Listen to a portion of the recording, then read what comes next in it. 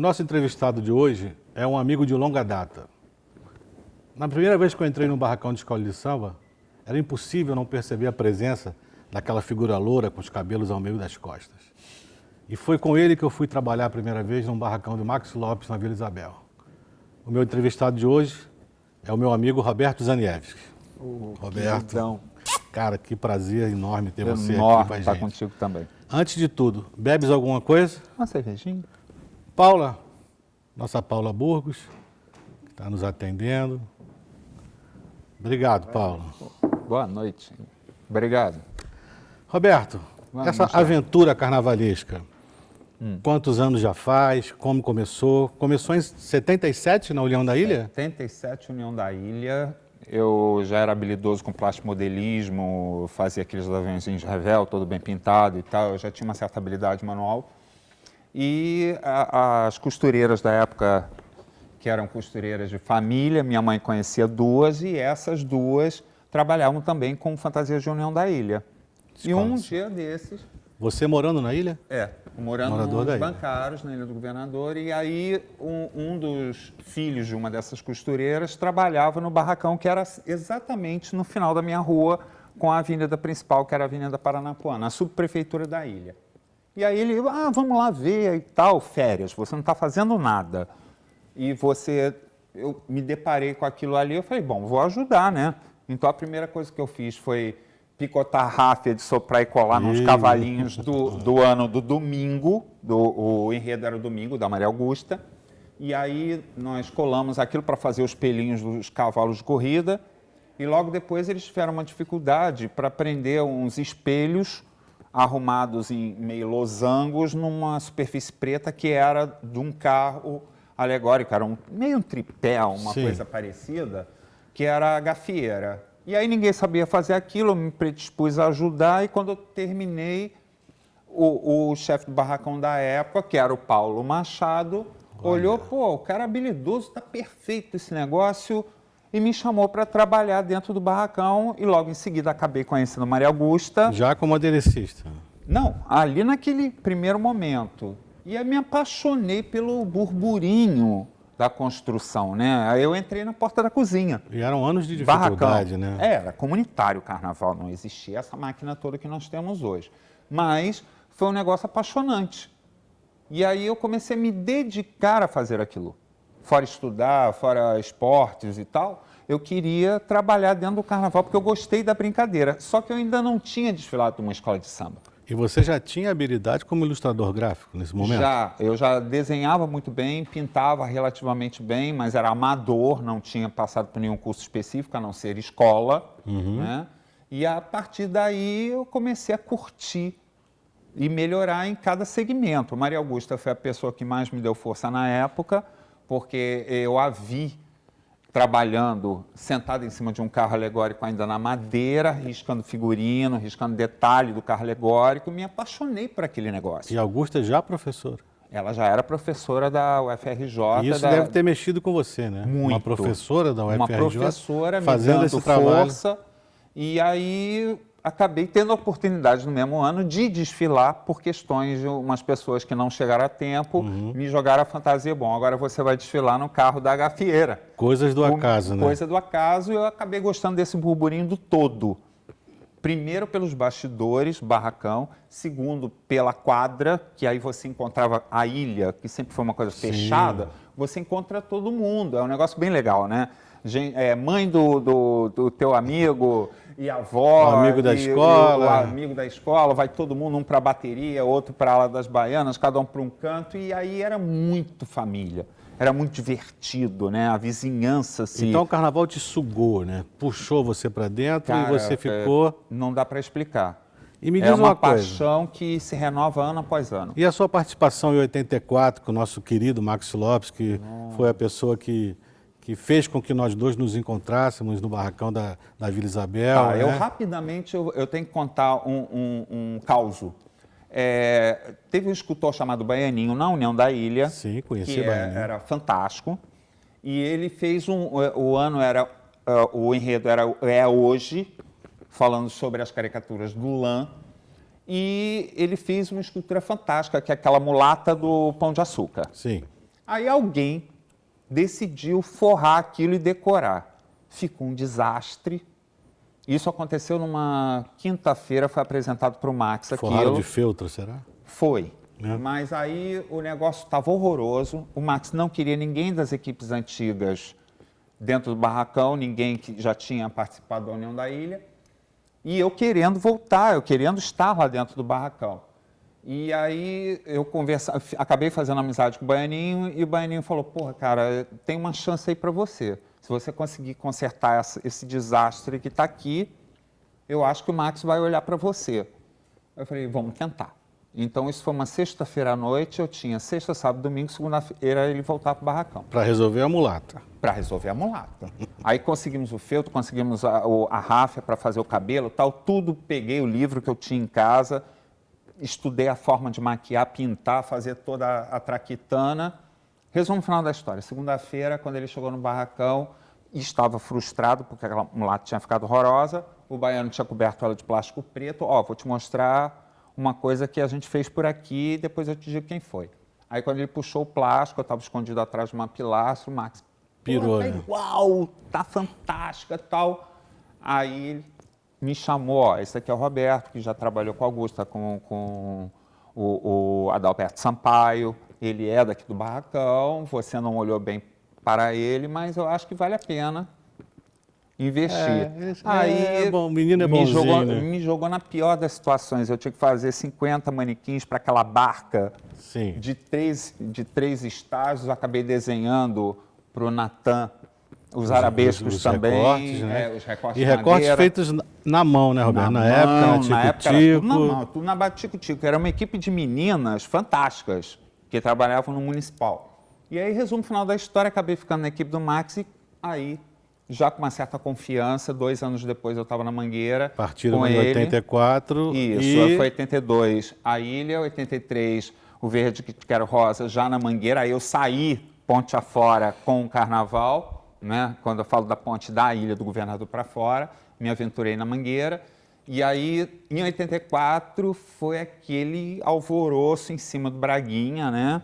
Belíssimo nós temos desfile. Braguinha e fazendo coisas absurdas. E aí eu já desenhava alguma coisa, já era o que ele chamava de arte finalista, o responsável por toda a decoração das alegorias dele.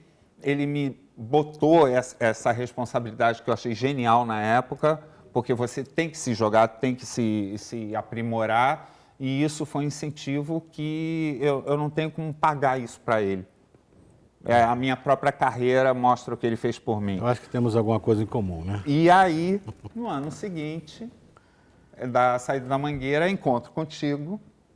Né? Nós fomos trabalhar em equipe na Vila Isabel.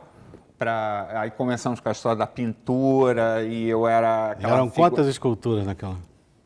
Olha, foram 96 esculturas só de tripés. A gente não está falando dos carros alegóricos, que era outro galpão. Era muita coisa. Era muita coisa. Aquele carnaval era gigantesco, era tudo infantil.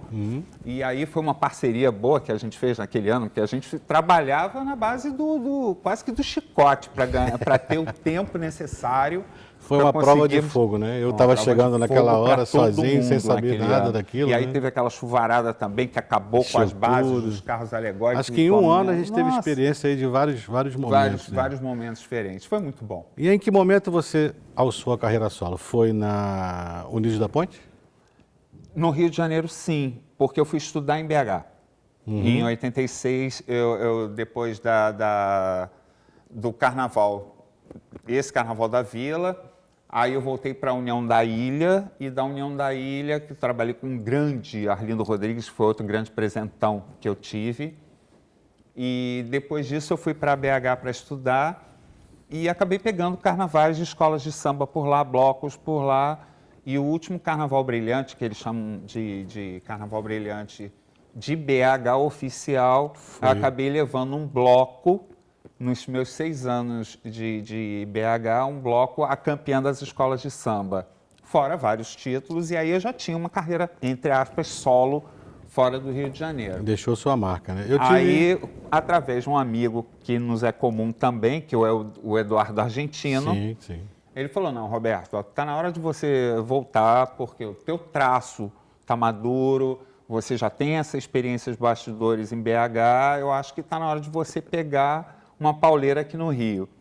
E, coincidentemente, eu tive 2 propostas para me abraçarem num carnaval, que foi uma do Edson Tessia, o presidente da Unidos da Ponte, e Fernando Horta, da Unidos da Tijuca. Olha só. As 2 escolas meio que a Tijuca um pouco melhor do que a Unidos da Ponte, um pouco mais forte, mas a Unidos da Ponte me dava mais atrativos para liberdade de criação. E acabei optando pela Ponte, e foi um bom negócio na época, foi a minha estreia com a Face do Disfarce, Um belíssimo a história carnaval, né, das Roberto? máscaras, que me alçou ao mundo realmente do Carnaval do Rio de Janeiro, e até hoje estamos aí.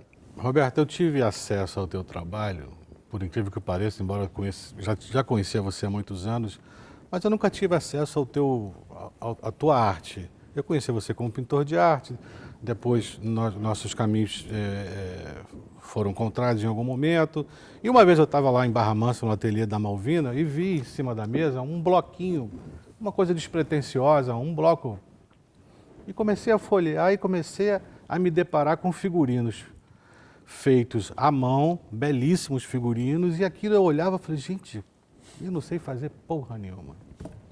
Aquilo me deu uma agonia, que eu falei, cara, que maravilha, e li a assinatura, e nesse momento a Malvina fala, esse é o trabalho do Roberto. Aí eu falei, Roberto, meu amigo, Roberto Zaniewski, né?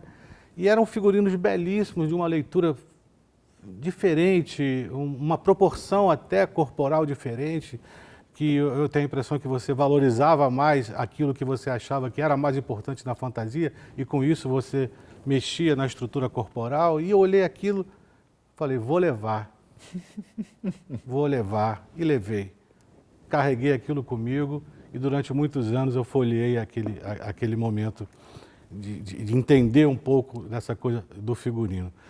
E uma vez também, só para pontuar aqui a importância do Roberto no meu trabalho, na minha vida, eu fiz um carnaval da Caprichosa de Pilares, que foi o meu primeiro carnaval solo, né? Eu achando que sabia tudo. Não foi, foi do petróleo. Chocolate foi no ano seguinte com o Alexandre. Isso, foi o petróleo, isso. E convidei o Roberto à festa de protótipos, o Roberto assistiu à festa de protótipo e com seu bloquinho ele anotou todas as, entre aspas, problemas que as fantasias tinham, marcou um almoço comigo 2 dias depois e falou, olha, isso está errado, isso pode ser assim, isso pode ser assado, isso pode ser mudado. Aquilo, para mim, no primeiro momento, me deixou muito assustado. Eu falei, nossa, esse cara está criticando o meu trabalho. Eu, na minha arrogância, né? E depois eu percebi como foi importante aquilo. Fiz todas aquelas alterações. Eu queria que desse muito certo. Fiz todas as alterações. A gente torce pelas pessoas que se apaixonam pelo carnaval. O Roberto falava, Mauro, capa tem que ser capa. Capa pequena não vale. E assim foi, e eu te agradeço muito por isso. Roberto, fala um pouco dessa tua transição do figurino. Falamos tudo é manual, mas do artístico, do manual, da pintura, para essa coisa virtual, onde você hoje é referência. Tá, na realidade, eu sempre fui um aficionado por ilustração.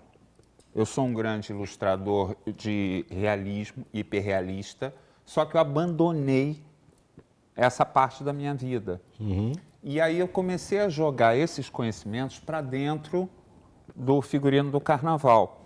Só que, num dado momento, eu como gosto muito de cinema também, produção de cinema, eu comecei a comprar livros sobre essas produções e comecei a perceber que existe uma sequência diferente que se usa em cinema que não se usava no carnaval. Que é o RAF, que é só aquele rabisco da ideia.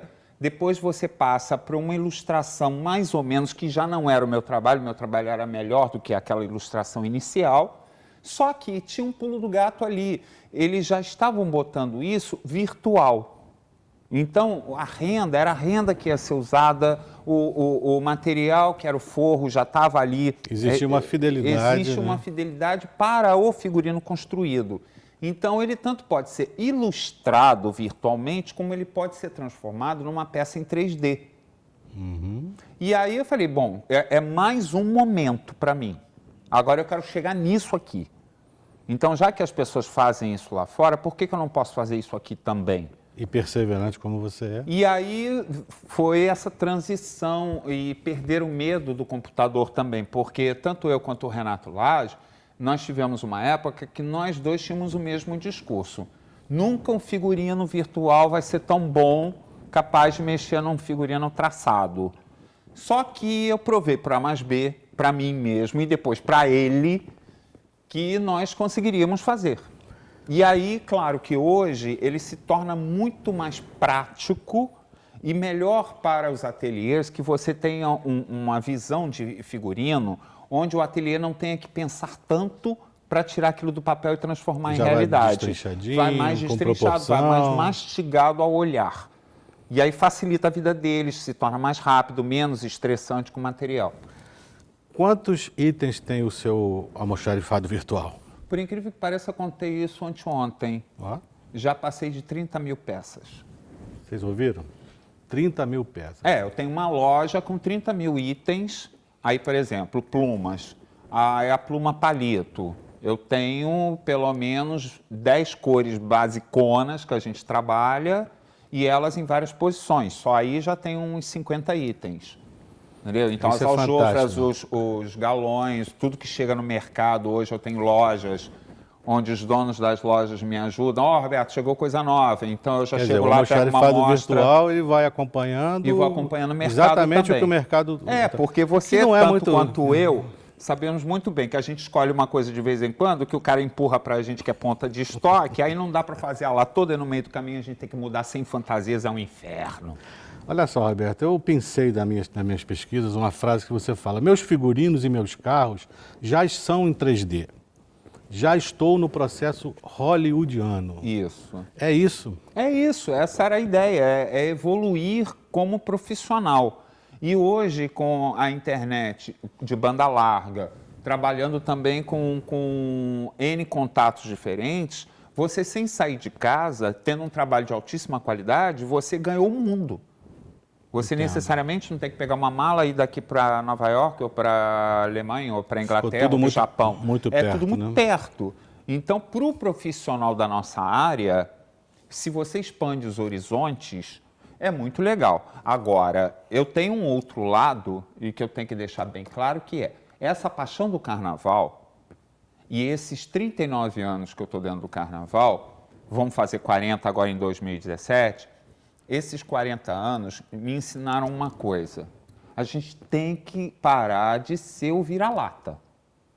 Porque nós temos o maior espetáculo da Terra, isso é durante 4 dias, é exibido durante 4 dias, cada dia no mínimo 8 horas de transmissão, 2 dias de São Paulo, 2 dias do Rio de Janeiro, com a nossa cultura, com o nosso ritmo, com o nosso povo, com a nossa miscigenação. Porque eu me sinto assim também, eu nasci na Polônia, mas eu também estou aqui. Eu tenho gente conhecida, ou gente de família, ou até gente da minha terra que está no sul, no norte, em tudo quanto é lugar. Então, nós somos misturados. O samba não pertence ao negro, o samba pertence ao Brasil. O ritmo da batucada tem influência indígena, tem influência europeia. Então, nós somos esse país de miscigenação que mostra para o mundo inteiro N coisas bonitas. Só que a gente não sabe vender esse produto. A gente não vende o carnaval bem.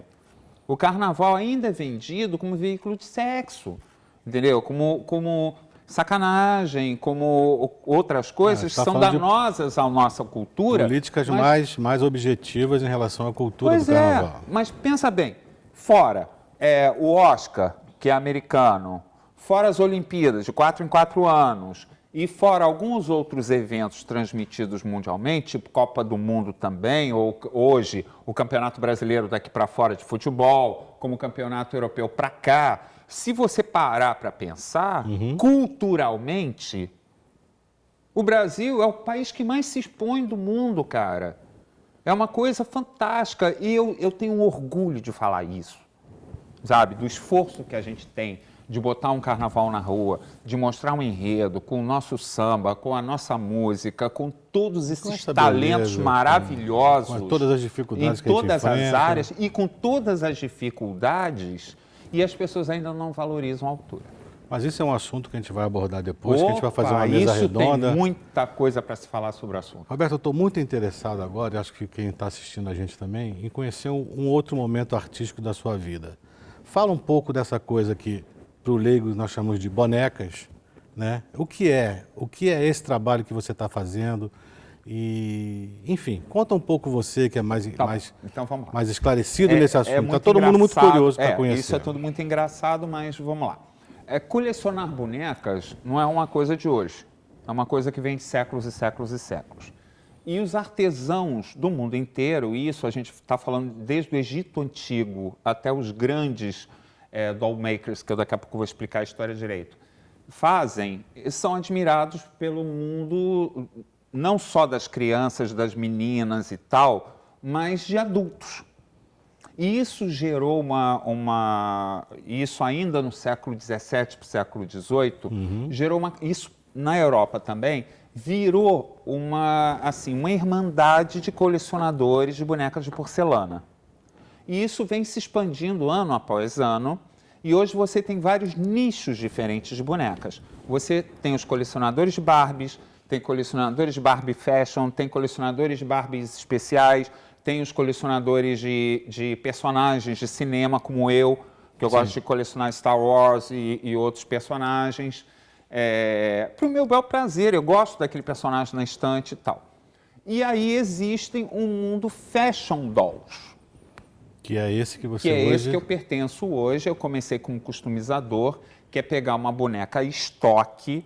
É uma boneca chamada Blight, que foi uma boneca que foi lançada na década de 60, não fez o mínimo sucesso, uma boneca cabeçuda com os olhinhos que trocavam. A boneca estoque que você fala seria o quê? Da fábrica, que ela chega da fábrica daquele jeito. Sem nada. É uma bonequinha normal, como você pega qualquer boneca em prateleira de loja de brinquedo ou supermercado.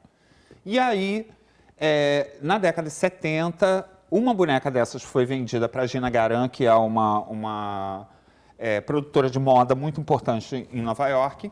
Essa Gina Garan pegou numa venda de garagem essa boneca e a boneca ficava jogada na estante até o dia que um dos estilistas, amigo dela, que eu não vou falar o nome porque eu não lembro literalmente quem foi, que esteve na casa dela, olhou aquela boneca e falou, não, essa boneca não vai ficar desse jeito, eu vou pegar uma roupa da minha coleção, vou miniaturizar e botar na boneca. E aí começou a história. E aí outros grandes estilistas vieram, olharam aquela roupa, não, eu vou botar a minha roupa nesta boneca. Até a hora que foi uma modelo russa na casa dela, e me perdoe, mas eu acho que é uma modelo russa que levou essa boneca para a Europa, uma cópia dela para a Europa, já com a roupa. E isso estourou com uma boneca fashion. O mundo da moda se rendeu àquela boneca cabeçuda, que é a tal da Blight. E a partir daí, essa boneca que estava esquecida nas fábricas americanas, ela é uma boneca que não era mais produzida, foi comprados os direitos dos moldes pela Takara, no Japão. E aí essa boneca começou a fazer sucesso no mundo inteiro. Ficou um negócio bacana, porque todo mundo queria a boneca. Era uma boneca fashion, os estilistas faziam roupa, tinham modelos que tinham isso nos bastidores, né, junto aos seus espelhos maquiando, e tinha uma boneca do lado. Então, estourou no mercado. E aí começaram a surgir correntes do próprio segmento da doll, dessa Blight em específico. Então, um deles era pegar a boneca, fazia só uma mexida no rostinho, deixava ela mais infantil e tal, e ia para a rua fotografar a boneca como se ela fosse uma modelo.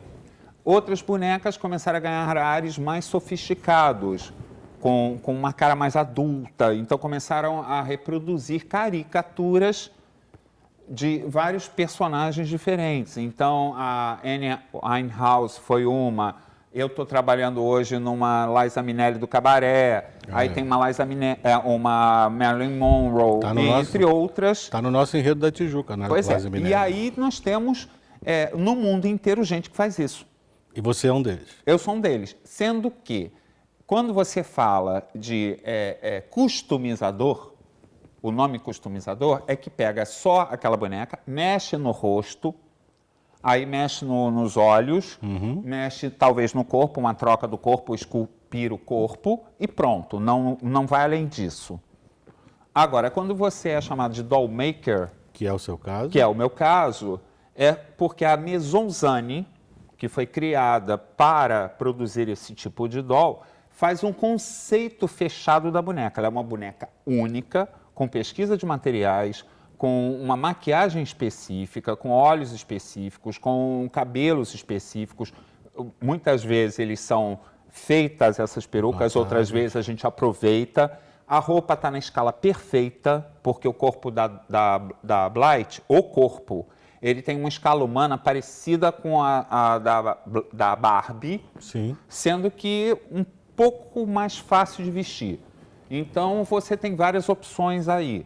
Então, quando você entrega uma boneca dessa pronta, você cria esse conceito, ela é uma boneca, como eu chamaria, de tela em branco. Ela chega para mim, a bonequinha da fábrica, eu tiro da caixa como uma tela em branco. E ela vai virar uma boneca completamente diferente E daquilo. vira uma peça única que, consequentemente, cria uma valorização muito grande. Muito grande para isso. Então, Até quanto chega uma boneca dessa? olha, No geral do mercado, não especificamente no seu trabalho. no meu trabalho eu ainda não estou lá, mas teve doll sendo vendida a 8, 9 mil dólares. Uma doll. Olha. Uma boneca dessas. 8 mil dólares uma boneca. Não, isso nesse nicho Blights. Existem outros mais Aí existem sofisticados. outros nichos. Quando eu falo BJD, são bonecas na proporção humana, com rosto da proporção humana, com várias faceplates, que é essa parte da frente do rosto, que pode ser mexido, o corpo também pode ser mexido, eles são articulados em 40, 50, 60 pontos. E aí são bonecas de resina e que elas são tratadas de uma forma tão impressionante que você fotografa essa boneca, você não sabe se aquilo é uma modelo de verdade, um ser humano de verdade ou uma boneca. Isso é fantástico, né? E aí até a finura do nylon, do cabelo ou da lã de alguns animais que é usado para fazer, especifica, quer dizer, não se especifica na hora da fotografia. Então você não consegue identificar definir. se é uma pessoa. Então essas bonecas ainda são mais caras. E por fim, aonde eu quero chegar, assim, como dollmaker, que eu acho que todo dollmaker é apaixonado também pelo trabalho, quer chegar às grandes bonecas de porcelana. Aí essa boneca, meu amigo, É cara. o começo delas, a mais simples hoje, porque é muito manual, não existe nada industrializado, tudo é feito, incluindo a própria massa de porcelana. E aí é uma boneca que começa a partir de 10 mil dólares para cima. Isso é muito curioso, 7 né? mil euros. Isso é muito curioso aqui no nosso canal, onde a gente está mostrando sempre novidades do carnaval. Você saiu um pouco da zona de conforto do muito carnaval bacana. e trazer. Acho que melhor do que falar é mostrar. Você trouxe pra gente? Trouxe duas. Essa daqui é uma Blight Stock. Ela vem assim da fábrica, da Takara, do Japão. Deixa eu tirar aqui. Então é uma específica. Vai que uma cerveja foi pro dessa chão. vira em cima de uma boneca. Essa não tem problema. Essa é só ela de plástico, ela tem algumas especificações, por exemplo, ela de fábrica ela já troca o olhinho. Então ela tem várias cores de olho e isso é por série. Então essa específica tem essas cores de olhos, tem esta roupa em específico, esse cabelo e tudo mais. E aí Essa é a categoria. Essa é quando ela é estoque, ela vem da fábrica, desse jeito. É uma bonequinha de supermercado, vamos botar assim, uma bonequinha de loja de brinquedos. E aí ela se transforma, isso como doll maker, nessa boneca aqui. Olha, está parecendo E é aqueles completo. programas de transformação que passa. A pessoa Pois é, assim, então assim. aqui você tem que pensar no seguinte, o tecido você não encontra no mercado, porque o tecido eu desenhei em cima do tecido original, miniaturizei ele, mandei estampar o tecido só para ela. Aí entra a questão da proporção, né? Proporção, escala e tudo mais entra nisso. Aí os olhos foram mexidos, a roupa inteira mexida, então quer dizer, a indumentária dela é quase uma roupa de teatro de verdade. Você tem a nágua, o miriaque, o sapato, a bermuda. Mostra o sapatinho. A segunda nágua. Você consegue pegar o sapatinho? Incluindo o sapato dela, foi forrado. E ele é feito também com estampa específica para ele. Quer dizer, o rosto foi todo remexido, não só na maquiagem, mas também ele é carvado. Quando a gente chama carvar, ele é esculpida essa boca em cima da boca original. O nariz é um nariz diferente do nariz original. Quer dizer, aquilo para mim é uma tela em branco para virar uma peça de colecionador dessa. No caso em específico, essas bonecas mais sofisticadas com conceito, elas conseguem grande preço no mercado. Que maravilha. Porque todo mundo nós damos a garantia de que nunca vai existir uma outra doll. Uma peça única. É peça única. É uma obra artística única.